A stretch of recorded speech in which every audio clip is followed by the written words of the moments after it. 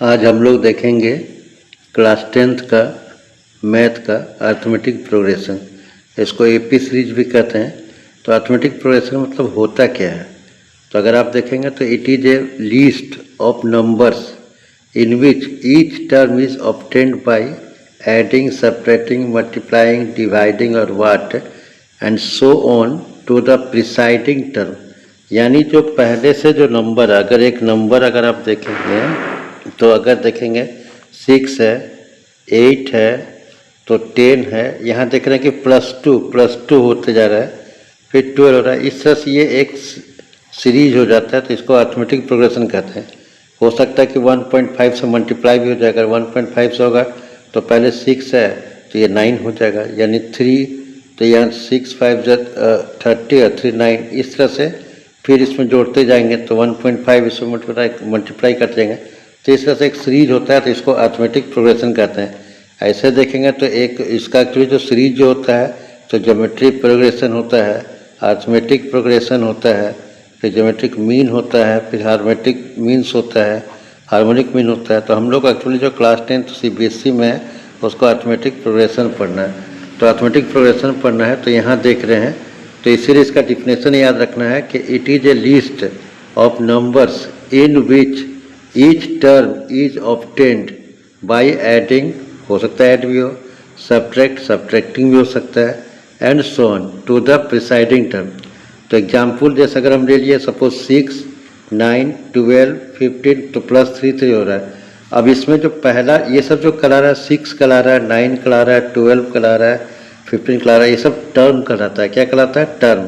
तो जब इसको फर्स्ट टर्म है, इसको फर्स्ट टर्म को ए मानते हैं। क्या मानते हैं? ए, यानी ये A1 और A दोनों सेम है, यानी फर्स्ट टर्म।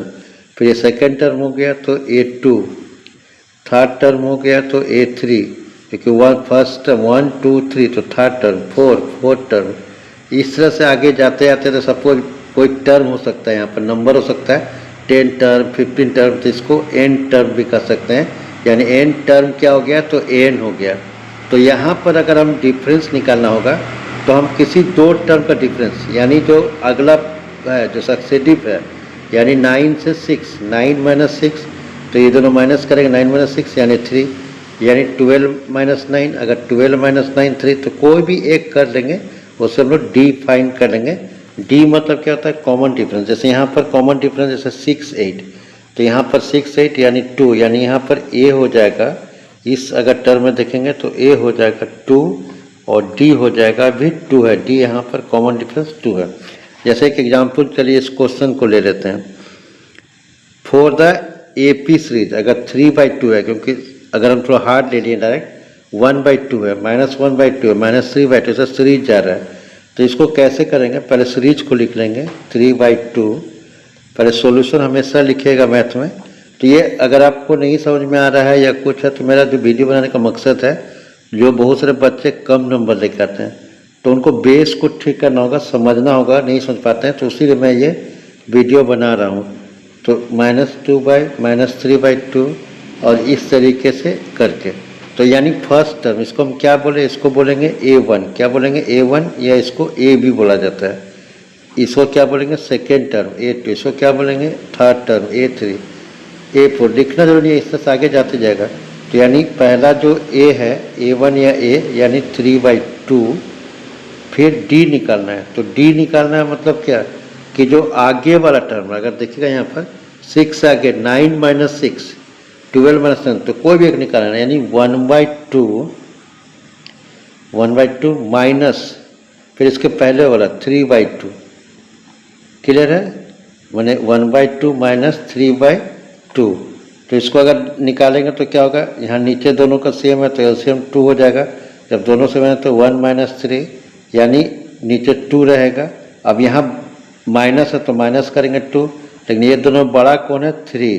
तो 3 के कोई भी नंबर का जो बड़ा होता है उसका लेफ्ट साइड साइन देखेंगे, बायां साइड। तो यहाँ माइनस है तो -2, ये दोनों कट गया तो यानी -1, यानी डी क्या होगा? D is equal to -1।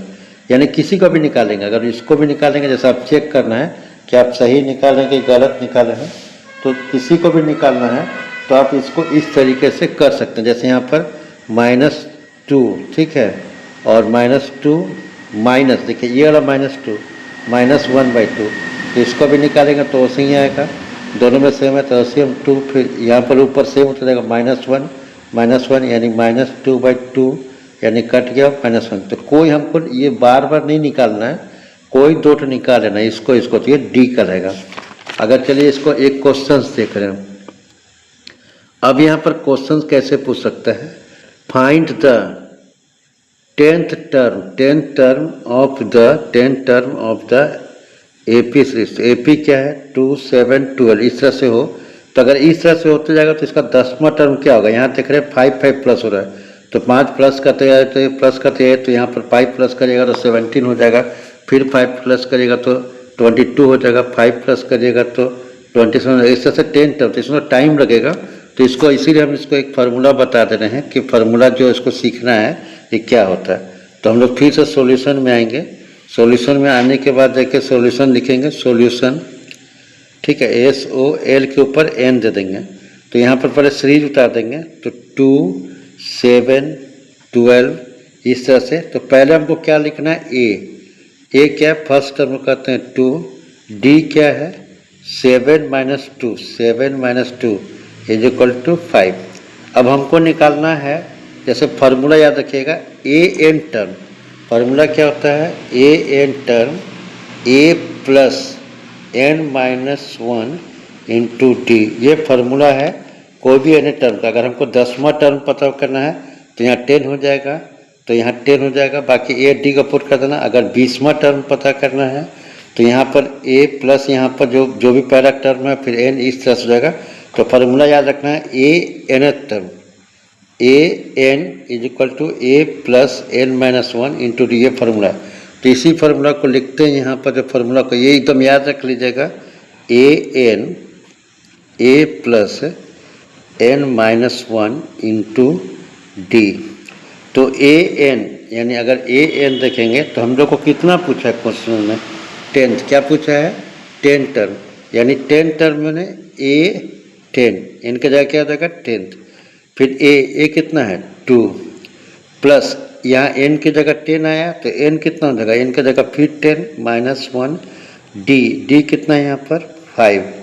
तो A10 is equal to 2 plus, यहाँ देखिएगा अब ये दोनों करिएगा 10 - 1 9, फिर यहाँ प्लस माइनस कुछ नहीं है तो यहाँ क्या होगा इंटू, फिर 5, जब प्लस माइनस कुछ नहीं है तो इंटू, फिर 8 10th आइटम 2। पहले बोडमास अगर देखिएगा तो बोडमास BODMAS, तो यहाँ देखिएगा कि प्लस से पहले क्या है मल्टीप्लाई, यानी पहले मल्टीप्लाई होगा, तो 9 × 5 45, और उसके बाद अगर प्लस होगा A10 इज इक्वल टू 47। यानी कैसे निकले हम लोग को, अगर 10 टर्म पूछ रहा है कि फाइंड द A10 टर्म पूछा, 10 टर्म ऑफ द फ्लोइंग, तो ये सीरीज है, तो इसका सीरीज का 2 7 12, तो पहला टर्म 2 हो जाएगा, दूसरा टर्म आपका क्या है 7 - 2 5 हो जाएगा डी। फिर ये फार्मूला को याद रखना है, AN is equal to A plus n-1 into D, n-1 into D. तो इसमें डी हो गया, अब इसको निकाल लिए, फाइंड आउट कर लिए, तो फाइंड आउट कर लिए तो A10 2 प्लस 10 माइनस इतना, यहाँ n की जगह 10 डाल दिए, यहाँ पर -1 क्योंकि यहाँ 10 पूछा है, फिर 2 प्लस यहाँ पहले ये होगा माइनस कर दिया, फिर यहाँ प्लस माइनस नहीं है तो इंटू होगा, फिर यहाँ पर 9 × 5 45, तो A10 इक्वल टू 2 प्लस 45, A10 इक्वल टू 47, 30 होगा। अब अगला क्वेश्चन पर ध्यान दीजिए, अगला क्वेश्चन पूछा है कि which term of the AP series 21 18 15 is -81, यानी पूछा कौन सा टर्म अगर इस तरह से चलिएगा तो माइनस टर्म पूछेगा, जब टर्म पूछेगा तो याद रखिएगा n निकालना, टर्म पूछा है तो n, यानी सीरीज क्या है, पहले सॉल्यूशन लिखेंगे ASL ये इतना, तो सीरीज क्या है 21 18 15, और यहाँ से पूछ रहा है कि कौन सा टर्म, यानी 81 होगा, यानी कौन सा, यानी n पूछ रहा है, नंबर पूछ रहा है, ये नहीं पूछ रहा है कि AN पूछ रहा है। यहाँ देखिएगा कौन सा टर्म, विच टर्म, जैसे हम लोग 10 टर्म पढ़ रहे थे तो n था, तो यहाँ पर फाइंड आउट करेंगे A is equal to 21, D is equal to second term देखिए 18 -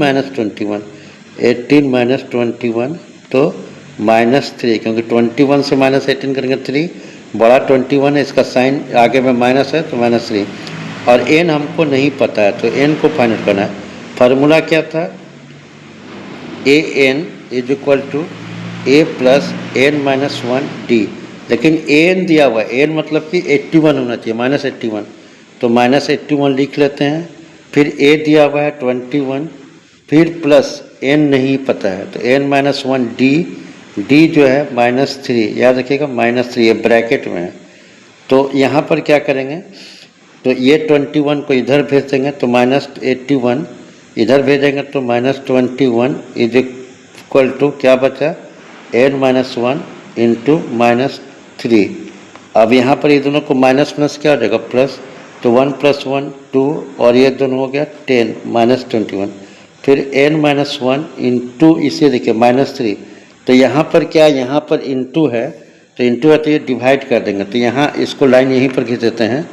तो यहाँ देखिए ये माइनस, देखिए यहाँ पर n-1 को पहले लिखेंगे, n-1 को पहले लिख लिए, n-1 इज इक्वल टू, फिर -102, ठीक है, बाई, अब ये जो -3 है इंटू है तो कहाँ चल जाएगा, इसके नीचे चल जाएगा, यानी -3, तो माइनस प्लस कट गया, और 3 से इसको डिवाइड करेंगे, तो 3 से डिवाइड करेंगे तो 3 3 जा 9, फिर यहाँ 34, यानी n इज इक्वल टू 34, और -1 यहाँ पर है तो +1, n इज इक्वल टू 35, इस तरह से इसको होगा। तो इस तरह से प्रैक्टिस करेगा, फिर अगला क्वेश्चन नेक्स्ट पार्ट में देंगे। Thank you.